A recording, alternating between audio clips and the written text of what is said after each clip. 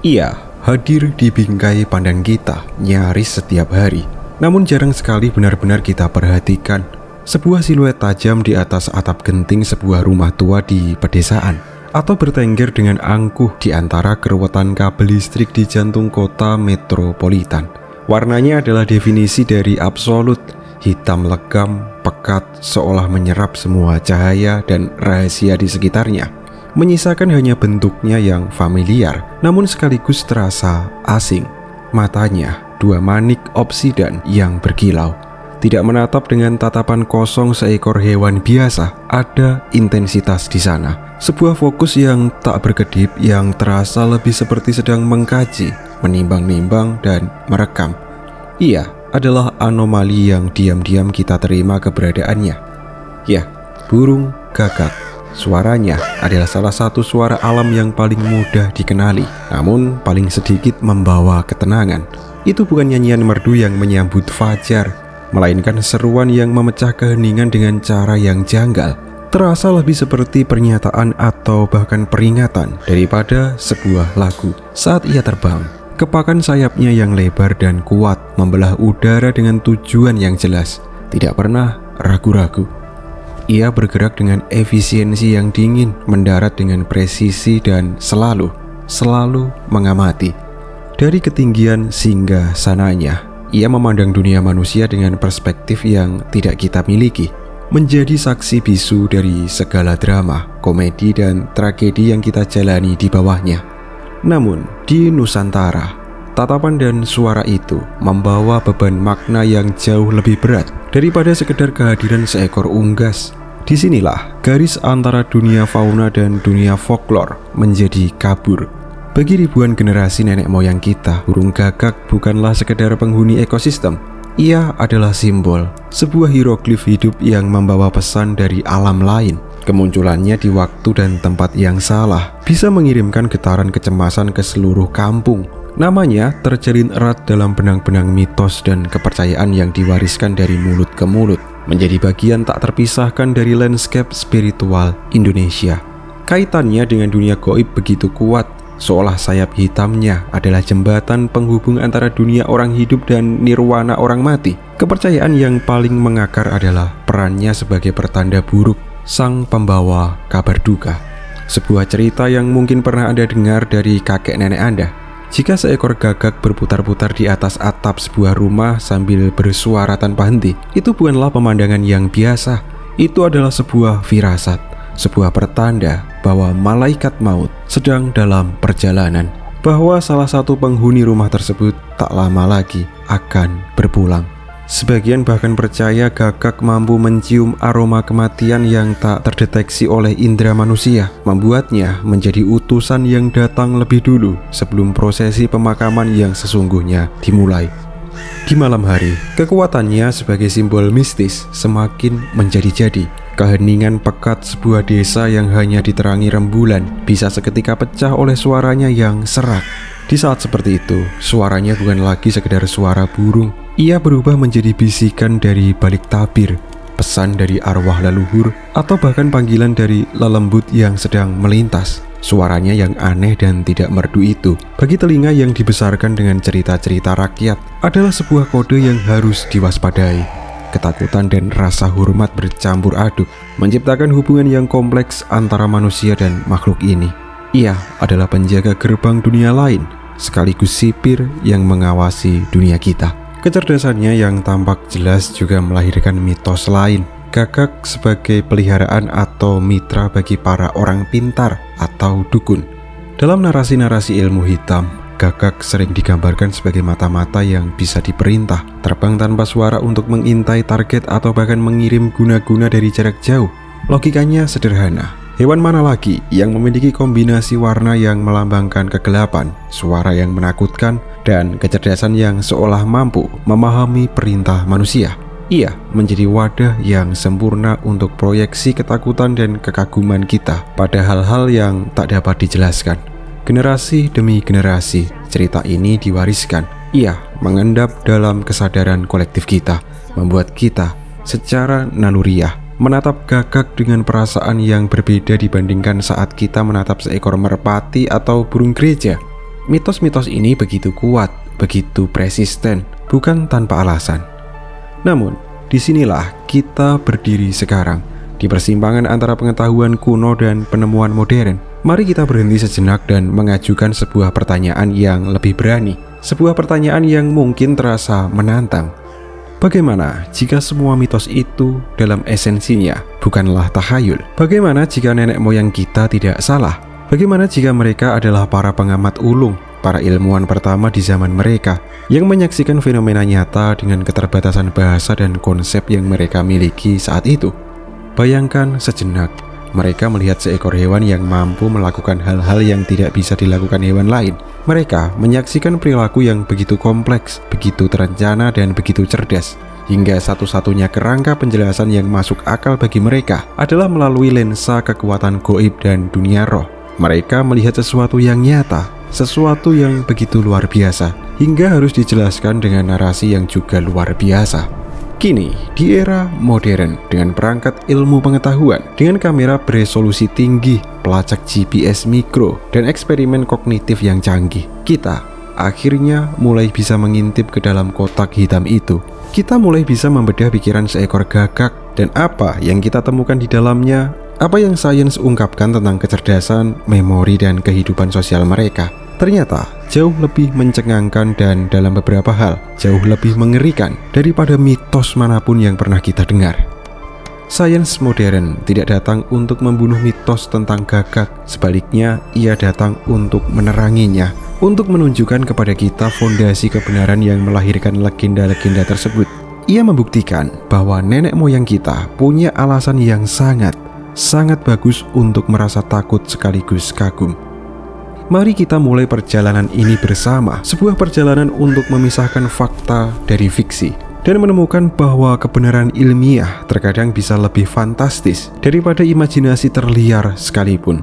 Mari kita bedah pikiran sang jenius di balik mitos kematian.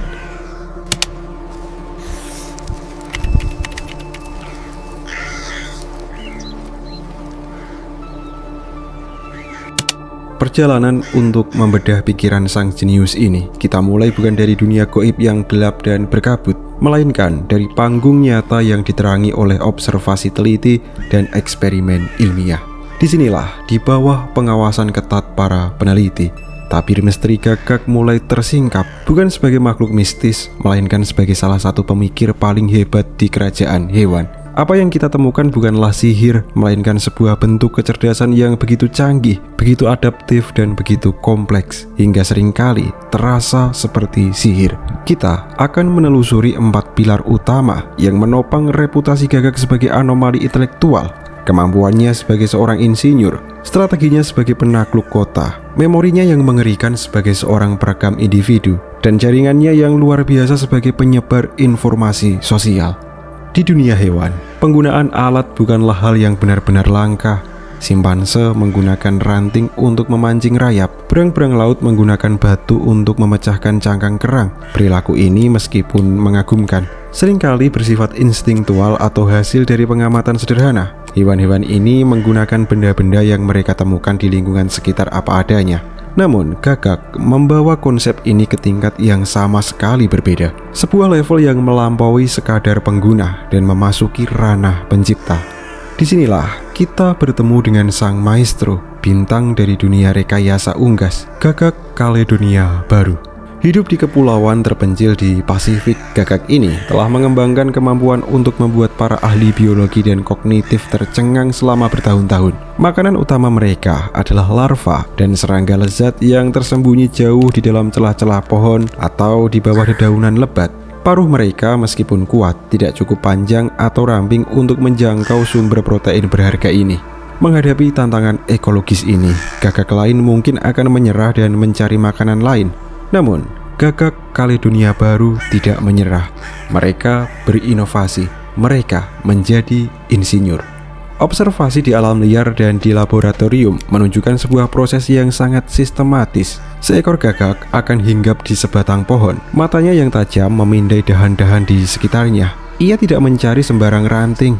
Ia mencari ranting dengan karakteristik tertentu, ketebalan yang pas, panjang yang cukup, dan jenis kayu yang tepat. Setelah menemukan kandidat yang ideal, ia akan mematahkannya dengan presisi. Kemudian pekerjaan yang sesungguhnya dimulai. Dengan menggunakan paruh dan kakinya, ia akan dengan cermat membersihkan ranting itu dari daun-daun kecil dan cabang-cabang yang mengganggu. Namun, langkah berikutnya adalah yang paling krusial dan mendefinisikan kejeniusan mereka. Gagak ini akan membentuk ujung ranting tersebut, seringkali dengan membengkokkannya atau mengunyahnya hingga terbelah untuk menciptakan sebuah kail yang efektif. Ini bukan tindakan acak, ini adalah manufaktur. Ada sebuah desain di dalam pikiran Gagak tersebut, sebuah cetak biru mental tentang alat yang ia butuhkan untuk menyelesaikan tugas di hadapannya. Ia tahu bahwa ujung yang lurus tidak akan efektif untuk mengait larva dari dalam lubang. Ia butuh sebuah sudut, sebuah lekukan, dan ia membuatnya dari nol. Kemampuan ini tidak terbatas pada satu jenis material. Mereka juga dikenal menggunakan daun pandan yang panjang dan berduri. Alih-alih menggunakannya begitu saja, mereka akan menyobek daun tersebut dengan paruh mereka, membuat potongan-potongan dengan lebar yang berbeda-beda, bahkan menciptakan desain berundak yang semakin menyempit di ujungnya, menjadikannya alat yang lebih efisien untuk diselipkan ke dalam celah sempit. Ini adalah bukti bahwa mereka tidak hanya memiliki satu trik, melainkan serangkaian teknik manufaktur yang bisa disesuaikan dengan material dan tantangan yang ada. Signifikansi ilmiah dari perilaku ini sangatlah besar. Kemampuan membuat alat menandakan adanya beberapa proses kognitif tingkat tinggi. Pertama, ada perencanaan dan pandangan ke depan. Gagak ini membayangkan sebuah kebutuhan di masa depan dan menciptakan solusi sebelum masalah itu benar-benar dihadapinya. Kedua, ia menunjukkan pemahaman mendalam tentang hubungan sebab akibat dan sifat fisik benda. Ia mengerti bahwa bentuk kail lebih unggul daripada bentuk lurus untuk tujuan tertentu. Ini adalah fisika terapan. Jika dibandingkan, kemampuan ini menempatkan mereka di jajaran elit hewan cerdas, bersanding dengan primata seperti simpanse dan orangutan, bahkan disamakan dengan kemampuan nenek moyang manusia purba. Mereka bukan lagi sekedar tukang yang menggunakan apa yang ada. Mereka adalah pengrajin sejati. Ada visi, ada desain, dan ada eksekusi. Jika Gagak Kaledonia baru menunjukkan kejeniusan mereka dalam lingkungan alam yang murni, maka kerabat mereka, gagak-gagak bangkai yang hidup di perkotaan Jepang, menunjukkan bentuk kecerdasan yang berbeda namun tak kalah mengagumkan. Kemampuan beradaptasi dan mengeksploitasi lingkungan buatan manusia. Mereka adalah bukti hidup bahwa kecerdasan bukan hanya tentang apa yang bisa Anda ciptakan, tetapi juga tentang seberapa cepat Anda bisa belajar dan menguasai sistem yang sama sekali baru dan asing. Kisah mereka adalah sebuah epik tentang strategi, kesabaran, dan penguasaan landscape kota. Panggung utamanya adalah persimpangan jalan yang ramai di kota-kota seperti Sendai. Di sini, para gagak menghadapi masalah yang berbeda. Bagaimana cara membuka kacang kenari yang cangkangnya terlalu keras untuk dipecahkan dengan paruh mereka? Solusi yang mereka temukan sangatlah brilian dan menunjukkan level pemikiran multi langkah yang luar biasa. Narasi perilakunya berjalan seperti sebuah operasi yang terencana dengan baik. Langkah pertama adalah observasi. Seekor gagak akan terbang tinggi di atas persimpangan, bukan sekedar mencari makanan, tetapi mempelajari pola. Ia mengamati aliran mobil, ritme lampu lalu lintas, dan pergerakan pejalan kaki. Setelah memahami dinamika area tersebut, ia akan turun dan menjalankan misinya. Dengan membawa kacang kenari di paruhnya, ia akan terbang rendah di atas zebra cross dan dengan sengaja menjatuhkan kacang itu tepat di jalur lintasan ban mobil. Langkah kedua adalah kesabaran. Gagak tersebut tidak akan langsung turun. Ia akan kembali ke tempat pengawasannya yang aman, atap gedung atau tiang listrik. Ia menunggu. Ia menggunakan mobil yang lewat sebagai alat pemecah kacang massal. 1, 2, atau beberapa mobil akan melindas kacang tersebut, memecahkan cangkangnya yang keras dan memperlihatkan isinya yang lezat. Ini saja sudah merupakan sebuah tindakan cerdas yang menunjukkan pemahaman sebab akibat. Namun, langkah terakhir adalah yang benar-benar menyegel reputasi mereka sebagai ahli strategi. Langkah ketiga adalah penguasaan sistem. Setelah kacang itu pecah, gagak tidak akan secara sembrono terbang ke tengah jalan yang ramai untuk mengambil hadiahnya. Melakukan itu sama saja dengan bunuh. Sebaliknya, ia menunggu. Ia mengamati lampu lalu lintas. Ketika lampu untuk mobil berubah menjadi merah dan lampu untuk pejalan kaki berubah menjadi hijau, Ia tahu bahwa arus kendaraan akan berhenti dan manusia akan mulai menyeberang. Momen inilah yang ia manfaatkan. Bersama dengan para pejalan kaki, ia akan dengan tenang berjalan ke tengah jalan, mematuk isi kacang yang sudah terbuka, lalu terbang kembali ke tempat aman sebelum lampu lalu lintas berubah lagi. Mari kita bedah kecerdasan di balik rangkaian tindakan ini. Ini bukan hanya satu perilaku, melainkan sebuah rantai dan setidaknya 5 atau 6 keputusan sadar. Ini menunjukkan pemahaman terhadap sistem abstrak buatan manusia, kesabaran, manajemen resiko, dan perencanaan yang kompleks. Lebih dari itu, perilaku ini menunjukkan adanya pembelajaran sosial dan transmisi budaya. Para peneliti mengamati bahwa gagak-gagak yang lebih muda mempelajari teknik canggih ini dengan cara mengamati gagak yang lebih tua dan tentunya yang lebih berpengalaman. Ini bukan perilaku yang tertanam secara genetik, ini adalah sebuah tradisi, sebuah teknologi yang diwariskan dari satu generasi gagak perkotaan ke generasi berikutnya. Setelah menyaksikan kecerdasan teknis dan strategis gagak, kita memasuki ranah yang paling personal dan boleh dibilang paling mengerikan. Kecerdasan sosial. Disinilah gagak benar-benar melampaui batas-batas yang kita bayangkan untuk seekor burung. Kemampuan mereka untuk mengenali individu, membentuk opini, dan mengingatnya selama bertahun-tahun adalah inti dari mengapa mereka begitu lekat dengan mitos dendam dan pertanda. Ini bukan lagi soal alat atau makanan, ini soal siapa Anda di mata mereka. Bukti paling kuat dan paling terkenal datang dari sebuah seri eksperimen jangka panjang yang dilakukan oleh para peneliti di Universitas Washington. Tujuannya sederhana, untuk menguji apakah gagak bisa mengenali wajah manusia secara individual. Metodologinya cerdik, para peneliti akan mengenakan topeng latex yang sangat spesifik dan realistis. Misalnya, topeng manusia gua saat mereka menangkap, menandai dengan cincin di kaki, dan kemudian melepaskan beberapa gagak di kampus. Proses penangkapan ini, meskipun tidak menyakitkan, jelas merupakan pengalaman yang negatif dan menakutkan bagi para gagak. Hasilnya sangatlah dramatis dan langsung. Sejak hari itu, setiap kali seorang peneliti berjalan melintasi kampus dengan mengenakan topeng manusia goa, mereka akan disambut oleh seruan kemarahan. Gagak-gagak yang pernah ditangkap akan terbang mendekat, mengeluarkan suara gag yang keras dan kasar, mengepakkan sayap, dan bahkan melakukan dive bomb atau manuver menukik untuk mengusir ancaman yang mereka kenali. Sebagai kontrol, ketika peneliti mengenakan topeng yang berbeda dan netral, yang tidak terlibat dalam penangkapan, para gagak sama sekali tidak menunjukkan reaksi. Mereka bisa membedakan dengan jelas, wajah ini jahat, wajah itu tidak. Ini membuktikan bahwa mereka tidak hanya mengenali manusia sebagai ancaman, tetapi manusia dengan wajah spesifik itu sebagai ancaman. Ini adalah pengenalan individu. Kemampuan ini bertahan sangat lama. Bertahun-tahun setelah eksperimen awal, para gagak masih menunjukkan reaksi permusuhan yang sama terhadap topeng berbahaya tersebut. Memori mereka tidak pudar. Mereka mengingat sebuah peristiwa traumatis yang hanya terjadi sekali seumur hidup mereka dan mengasosiasikannya secara permanen dengan wajah tertentu. Ini adalah sebuah mekanisme pertahanan yang sangat efektif. Di alam liar, kemampuan untuk mengingat predator individu atau anggota spesies lain yang berbahaya bisa menjadi penentu antara hidup dan mati. Bagi kita, ini adalah bukti nyata dari sebuah memori episodik yang canggih. Kemampuan untuk mengingat apa, di mana, dan kapan sebuah peristiwa terjadi, lengkap dengan muatan emosionalnya. Jika kemampuan mengingat wajah secara individu sudah cukup mengesankan, penemuan selanjutnya dari studi yang sama akan membawa kita ke tingkat yang benar-benar baru, yang menjelaskan secara gamblang bagaimana mitos kutukan atau dendam gagak bisa tercipta. Ternyata, informasi tentang wajah berbahaya itu tidak disimpan sendiri oleh gagak yang mengalaminya. Informasi itu disebarkan.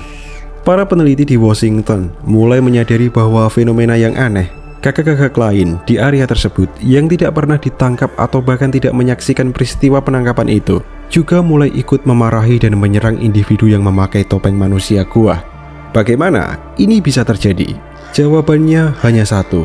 Gagak yang mengalami trauma itu telah memberitahu teman-teman dan keluarganya melalui seruan alarm yang spesifik dan perilaku mereka yang gelisah saat melihat topeng itu. Mereka secara efektif mengkomunikasikan sebuah pesan yang sangat jelas. Wajah itu adalah ancaman. Jika kalian melihatnya, waspadalah. bantu aku mengusirnya. Ini adalah transmisi informasi sosial. Ini adalah gosip. Ini adalah sistem peringatan dini komunal. Kawanan gagak itu berfungsi seperti sebuah jaringan intelijen di mana satu agen lapangan melaporkan adanya ancaman dan markas pusat langsung memperbarui database ancaman mereka dan menyebarkannya ke semua anggota. Kemampuan ini menunjukkan tingkat kecerdasan sosial yang luar biasa, di mana komunikasi bukan hanya tentang hal-hal yang mendesak seperti ada makanan di sini atau ada elang, tetapi juga tentang informasi abstrak seperti individu dengan penampilan seperti ini berpotensi berbahaya di masa depan.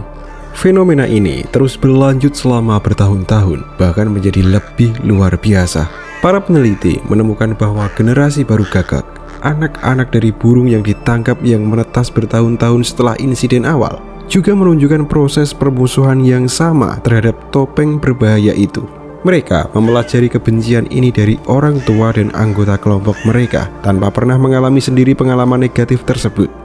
Informasi tentang musuh telah menjadi bagian dari pengetahuan kolektif, sebuah sejarah lisan di dalam komunitas gagak tersebut, sebuah budaya kewaspadaan yang diwariskan. Sekarang, mari kita letakkan fakta ini dalam konteks mitos Indonesia.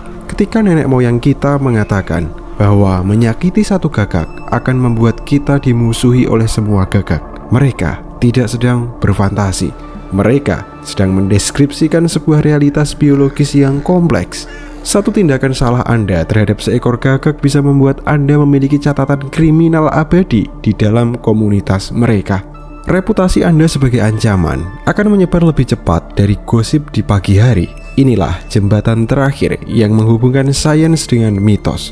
Kemampuan inilah sang perekam wajah, sang penyimpan dendam, dan sang penyebar reputasi yang menjadi pilar terkuat dalam memahami mengapa makhluk ini begitu dihormati sekaligus ditakuti, dan mengapa tatapan tajam dari sepasang mata obsidiannya harus selalu kita tanggapi dengan sangat serius.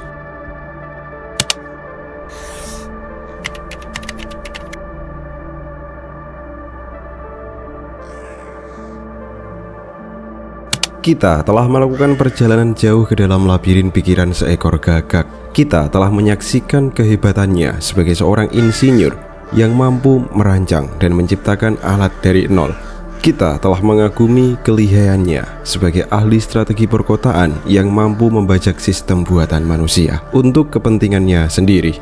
Dan kita telah dibuat merinding oleh kapasitas memorinya yang luar biasa sebagai perekam wajah dan kemampuannya sebagai pusat jaringan intelijen sosial yang menyebarkan informasi layaknya gosip paling panas.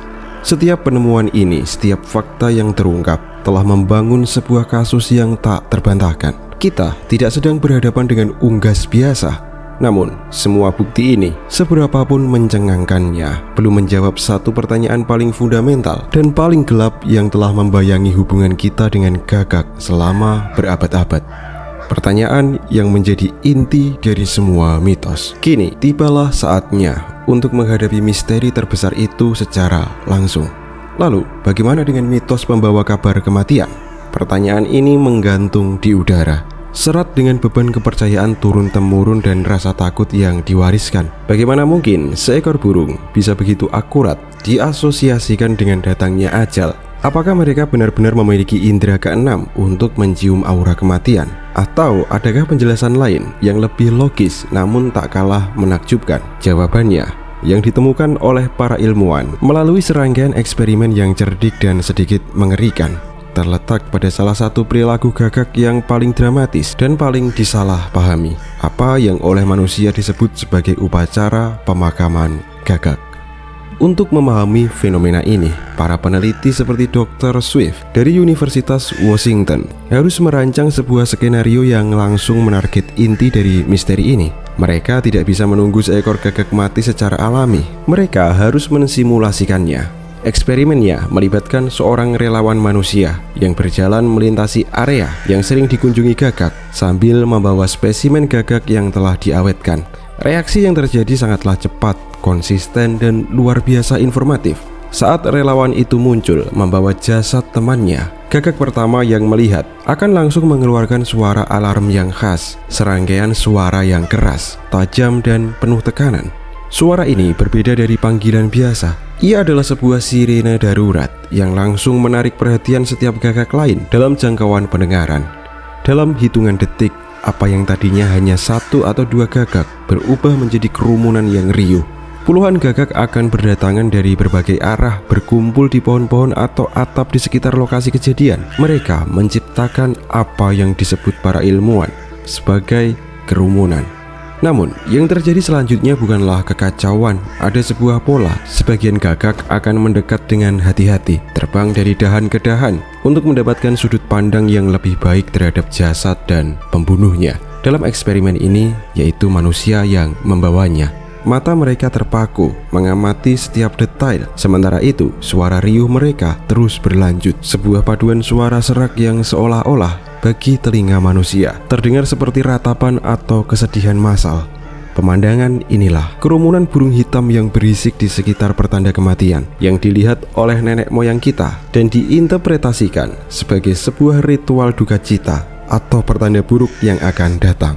Akan tetapi, sains mengungkapkan tujuan yang jauh lebih pragmatis dan cerdas di balik perilaku ini. Gagak-gagak ini tidak sedang meratap atau sedih. Mereka sedang mengadakan rapat darurat dan investigasi tempat kejadian perkara. Kerumunan ini memiliki beberapa fungsi vital bagi kelangsungan hidup mereka. Fungsi pertama dan yang paling utama adalah pembelajaran dan pengumpulan data. Dengan berkumpul dan mengamati jasad rekannya, gagak-gagak ini secara kolektif mencoba mencari tahu apa yang telah terjadi. Apa penyebab kematian ini? Apakah ada predator baru di area ini? Apakah manusia spesifik yang membawa jasad itu adalah ancaman yang harus diwaspadai? Otak mereka yang canggih itu langsung mengasosiasikan lokasi, objek, dan individu potensial dengan sebuah konsep bahaya. Informasi ini kemudian disimpan dalam memori jangka panjang mereka. Tidak hanya oleh satu individu, tetapi oleh seluruh kelompok. Fungsi kedua adalah penilaian ancaman secara langsung. Eksperimen ini juga seringkali melibatkan kehadiran predator lain yang diawetkan, seperti elang. Ketika relawan muncul bersama elang di dekat jasad gagak, reaksi para gagak menjadi jauh lebih agresif. Mereka tidak hanya bersuara, tetapi juga akan secara aktif menyerang dan mengusir elang tersebut. Ini menunjukkan bahwa upacara ini juga berfungsi sebagai forum untuk mengidentifikasi dan menanamkan ingatan tentang musuh spesifik. Mereka belajar bahwa elang di lokasi ini sama dengan kematian gagak. Dengan demikian, terkuaklah misteri terbesar itu. Gagak bukanlah peramal nasib yang datang sebelum kematian. Sebaliknya, mereka adalah responden utama yang datang setelah kematian terjadi. Ketika seekor kucing memangsa seekor anak gagak di halaman belakang sebuah rumah, atau seekor ular bersembunyi di dekatnya, atau bahkan ada sumber penyakit yang menyebabkan kematian, gagak-gagak akan berkumpul di lokasi itu. Mereka akan membuat keributan untuk memperingatkan satu sama lain. Bagi penghuni rumah yang mungkin tidak menyadari adanya bangkai kecil atau predator tersembunyi, yang mereka lihat hanyalah sekelompok gagak yang bertingkah aneh dan menyeramkan di atas properti mereka. Sangat mudah untuk menarik kesimpulan yang salah. Gagak-gagak itu datang, lalu hal buruk, dalam hal ini kematian, akan terjadi. Padahal urutan yang benar adalah hal buruk atau kematian sudah terjadi. Sebab itulah gagak-gagak itu datang. Kebisingan mereka bukanlah mantra pemanggil arwah, melainkan sebuah seminar keamanan lingkungan yang diselenggarakan oleh para ahli bertahan hidup. Kini, setelah semua kepingan puzzle berada di tempatnya, sebuah gambaran utuh mulai terbentuk. Gambaran ini jauh lebih megah dan kompleks daripada sekedar potret seekor burung hitam. Kita telah melihat bukti yang tak terbantahkan bahwa gagak adalah makhluk dengan kemampuan kognitif yang luar biasa, sebuah anomali di dunia hewan yang terus-menerus menantang pemahaman kita tentang kecerdasan. Mari kita rangkai perjalanan kita. Kita memulai dengan sang insinyur alam yang tidak hanya menggunakan alat, tetapi juga merancangnya dengan pandangan jauh ke depan. Sebuah kemampuan yang mencerminkan pemahaman fisika dan perencanaan yang canggih. Kemudian kita beralih ke sang ahli strategi perkotaan yang menunjukkan kecerdasan adaptif dengan mempelajari dan mengeksploitasi sistem buatan manusia yang rumit, seperti lampu lalu lintas untuk keuntungannya sendiri. Selanjutnya, kita menyelami aspek yang lebih personal dan mengerikan, memori dan kehidupan sosial mereka sebagai sang perekam wajah. Mereka membuktikan kemampuan untuk mengingat individu secara spesifik dan mengasosiasikannya dengan emosi dan pengalaman. Sebuah kemampuan yang menjadi dasar dari hubungan sosial yang kompleks. Puncaknya sebagai jaringan intelijen sosial. Mereka menunjukkan bahwa informasi tentang ancaman tidak disimpan sendiri, melainkan disebarkan ke seluruh komunitas dan bahkan diwariskan ke generasi berikutnya, menciptakan sebuah budaya kewaspadaan yang kolektif. Dan akhirnya kita memecahkan misteri ritual kematian, yang ternyata bukanlah sebuah upacara mistis, melainkan sebuah proses investigasi TKP dan pembelajaran sosial yang sangat pragmatis untuk memastikan kelangsungan hidup kelompok mereka. Ketika semua fakta ini disatukan, kesimpulannya menjadi jelas. Gagak bukanlah makhluk mistis. Mereka adalah agen intelijen alam. Mereka adalah pengumpul data yang tak kenal lelah, analis situasi yang tajam, dan penyebar informasi yang efisien. Setiap hari dalam hidup mereka adalah sebuah misi pengumpulan intelijen, mengamati, menganalisis, mengingat, dan berkomunikasi. Perilaku super cerdas inilah kemampuan mereka untuk memahami dunia dengan cara yang begitu kompleks dan bernuansa yang dilihat oleh nenek moyang kita. Tanpa kerangka ilmu kognitif modern, satu-satunya cara bagi mereka untuk menjelaskan kecerdasan yang tampak supranatural ini adalah melalui bahasa mitos, folklore, dan dunia gaib. Mitos-mitos hebat dalam budaya kita bukanlah hasil dari imajinasi kosong, melainkan sebuah penghormatan, sebuah upaya tulus untuk mendeskripsikan sebuah keajaiban nyata yang mereka saksikan dengan mata kepala sendiri. Kita tiba di akhir perjalanan kita, namun bagi Anda, ini mungkin adalah sebuah awal yang baru, sebuah awal dari cara pandang yang berbeda terhadap dunia di sekitar Anda. Selama ini, kita mungkin telah berjalan melewati dunia dengan anggapan bahwa kita adalah satu-satunya pemikir sejati, satu-satunya makhluk yang benar-benar sadar di planet ini. Kisah tentang Gagak adalah sebuah pengingat yang kuat dan merendahkan hati bahwa kita tidak sendirian dalam kecerdasan. Kecerdasan di alam semesta ini datang dalam berbagai bentuk dan wujud yang tak terduga. Ia tidak selalu membutuhkan ibu jari yang berlawanan atau kemampuan untuk membangun gedung pencakar langit. Terkadang ia terwujud dalam sepasang sayap hitam yang membelah senja, dalam kemampuan untuk mengubah ranting menjadi kail, atau dalam kesabaran untuk menunggu lampu lalu lintas berubah warna. Terkadang kecerdasan adalah kemampuan untuk mengingat wajah seorang teman atau wajah seorang musuh. Dunia alam bukanlah panggung pasif tempat kita manusia menjadi satu-satunya aktor. Ia adalah sebuah teater yang penuh dengan pikiran-pikiran lain, dengan kesadaran-kesadaran lain yang sedang mengamati, belajar, dan beradaptasi sama seperti kita. Gagak hanyalah salah satu contoh yang paling dramatis. Sebuah jendela yang memungkinkan kita mengintip betapa sedikitnya yang sebenarnya kita ketahui tentang pikiran non-manusia. Jadi, lain kali Anda berjalan di luar, entah itu di taman kota atau di jalan setapak pedesaan, dan Anda merasa sepasang mata kecil berwarna hitam sedang mengawasi Anda dari atas dahan pohon, berhentilah sejenak. Sadarilah apa yang sebenarnya sedang terjadi. Anda tidak sedang dilihat oleh seekor burung biasa yang kebetulan menatap ke arah Anda. Anda sedang dipindai. Data tentang penampilan Anda, perilaku Anda, dan potensi Anda sebagai kawan atau lawan sedang diunduh, diproses, dan disimpan dalam sebuah superkomputer biologis yang telah disempurnakan oleh evolusi selama jutaan tahun. Dan satu hal yang telah kita pelajari dengan pasti dari semua penelitian ini adalah superkomputer itu memiliki memori yang sempurna. Ia tidak akan pernah lupa.